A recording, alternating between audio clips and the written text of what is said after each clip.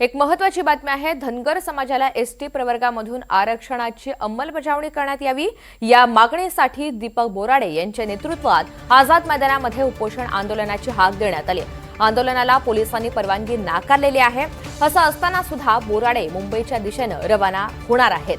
जिल्ह्यामध्ये जिल्हा परिषद निवडणुकांमुळे आचारसंहिता सुरू असल्यामुळे जालना शहर आणि अंबड शहरासाठी संचारबंदी लागू करण्यात आलेली आहे। तरी सुद्धा बोराडे आपल्या भूमिकेवर ठाम आहेत।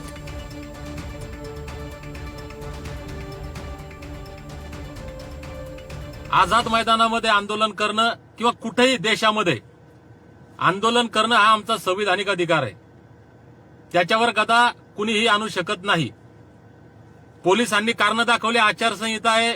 आता मुंबईमधली आचारसंहिता संपली। आजपर्यंत मुंबईमध्ये आचारसंहिता होती आणि मुंबईमध्ये आता या क्षणाला सुद्धा आझाद मैदानामध्ये आंदोलन चालू आहेत। आम्ही लिहून दिलं, लेखी दिलं की शासनाचे आदेश, हायकोर्टाचे आदेश, सगळ्या सूचना यांचं पालन करून संविधानिक मार्गाने शांततेच्या मार्गाने आम्ही आंदोलन करू। पण सरकारला आम्हाला आंदोलनच करू द्यायचं नाही, कारण सरकारला धनगर एकत्र येऊ द्यायचे नाही।